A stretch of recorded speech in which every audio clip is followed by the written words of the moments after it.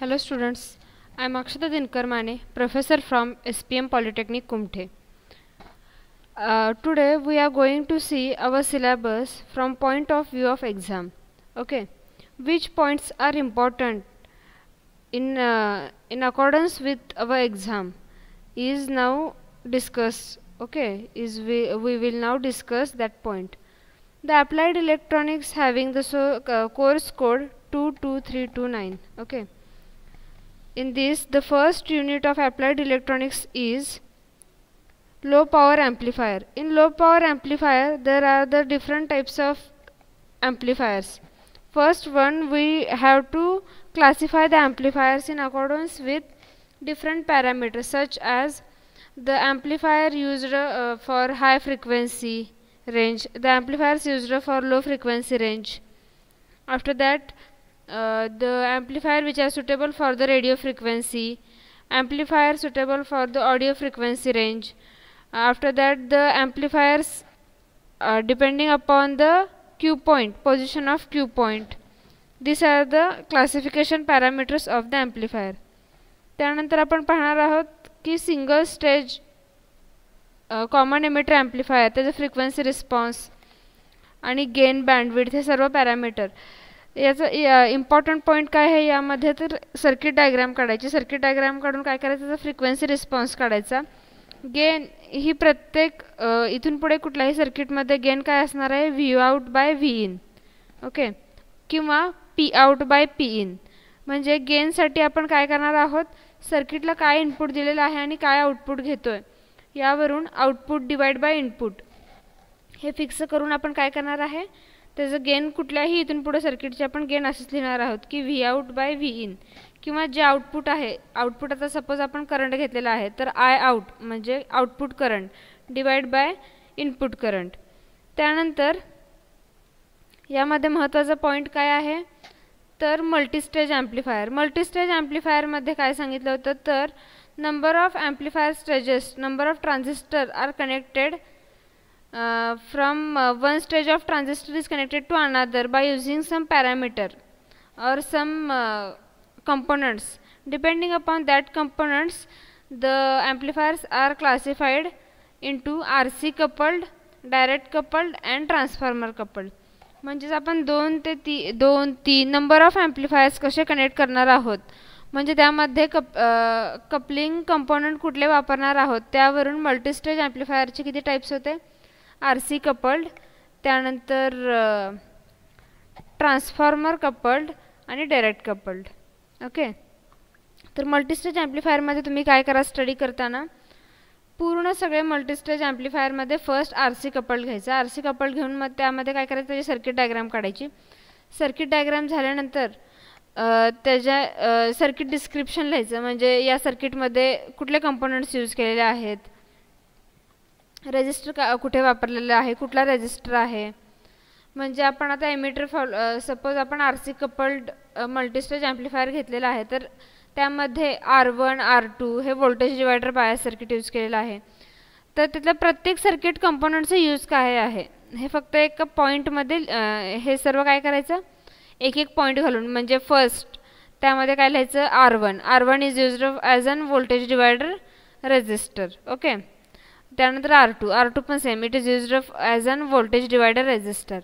त्यानंतर थर्ड काय कंपोनंट घ्यायचं, त्यामध्ये आपण वापरलेलं आहे RE, it is a emitter resistor which is used to limit the emitter current. Okay, हे असं लिहायचं एमिटर रेजिस्टर. म्हणजे सर्किटमध्ये आपण कुठले कुठले कंपोनंट्स यूज केलेले आहेत त्या सर्वांचं डिस्क्रिप्शन लिहायचं. त्या सर्वांचं डिस्क्रिप्शन झाल्यानंतर त्याच्या वेवफॉर्म जर असतील तर ते वेवफॉर्म काढून घ्यायच्या. म्हणजेच त्याचा फ्रिक्वेन्सी रिस्पॉन्स काढायचा. फ्रिक्वेन्सी रिस्पॉन्स कसा येईल हे काढून घ्यायचं. आणि फ्रिक्वेन्सी रिस्पॉन्स झाल्यानंतर काय करायचं, तर त्याची बँडविड्थ काय आहे हे म्हणजे लिहून काढायचं. किंवा बँडविड्थ आपण असं दाखवू शकतो फ्रिक्वेन्सी रिस्पॉन्समध्येच की त्याची बँडविड्थ किती आहे हे आपण दाखवायचं. त्यानंतर FET ॲम्प्लिफायर. FET ॲम्प्लिफायरमध्ये तुम्हाला क्वेश्चन काय विचारतील की FET ॲम्प्लिफायर एक्सप्लेन करा. ओके, तर त्यामध्ये काय जो पॉईंट तुम्हाला सिलेबसमध्ये ऑलरेडी घेतलेला आहे, FET ॲम्प्लिफायरमध्ये काय करायचं, त्याची सर्किट डायग्राम, डिस्क्रिप्शन FET ॲम्प्लिफायरचे ॲडव्हान्टेजेस ओव्हर BJT हे थोडंसं लिहून काढायचं आहे. त्यानंतर त्याचे ॲप्लिकेशन्स कुठे कुठे यूज होतात FET ॲम्प्लिफायर ते लिहून काढायचं. FET ॲम्प्लिफायरचे ॲप्लिकेशन, ॲडव्हान्टेजेस, डिसॲडव्हान्टेजेस आणि त्याची सर्किट डायग्राम, ते सर्किट डिस्क्रिप्शन, त्यानंतर त्यामध्ये कुठले सर्किट डिस्क्रिप्शनमध्येच येणार की त्यामध्ये आपण कुठले कंपोनंट यूज केलेले आहेत हे सर्व काय करायचं FET ॲम्प्लिफायरमध्ये लिहून काढायचं. त्यानंतर ट्यूनड ॲम्प्लिफायरमध्ये काय आहे तर नीड ऑफ ट्यूनड ॲम्प्लिफायर, नीड काय आहे त्याची. त्यानंतर बेसिक ट्यूनड सर्किट आपण काढून दाखवायचं, सर्किट डायग्राम, ऑपरेशन प्रिन्सिपल, त्याचा फ्रिक्वेन्सी रिस्पॉन्स काढून दाखवायचा, frequency response of single tuned, double tuned and stagger tuned हे तिन्ही इम्पॉर्टंट आहेत. आणि difference in between single tuned, double tuned and stagger tuned हे सुद्धा खूप इम्पॉर्टंट आहे. तर आता फर्स्ट टॉपिकमध्ये डिफरन्स कुठले कुठले करणार आहे तुम्ही. First one is different types of multistage amplifier. Okay, त्यामध्ये कुठले RC कपल्ड,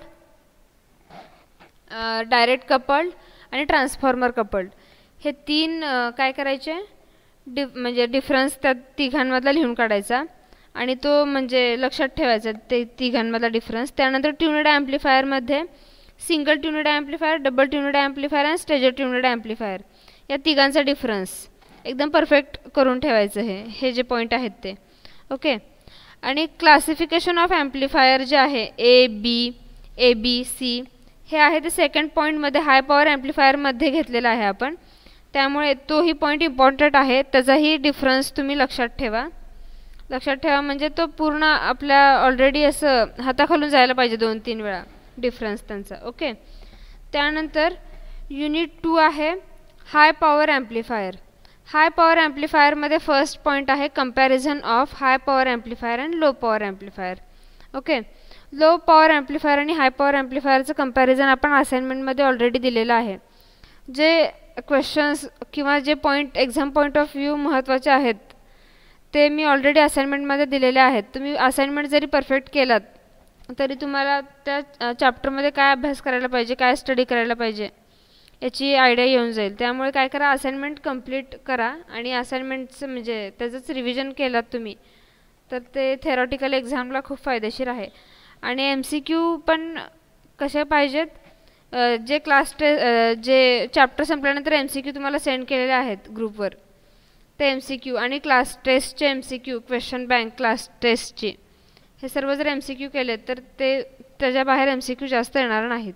ओके, आता सेकंड चॅप्टरमध्ये काय आहे high power amplifier. High power ॲम्प्लिफायरमध्ये काय आहे comparison between small signal amplifier and power amplifier. हा महत्त्वाचा पॉईंट आहे आणि हा खूप साऱ्या एक्झामला विचारला जातो. आतापर्यंत 3 डिफरन्स झाले. First is the difference in between type of coupling.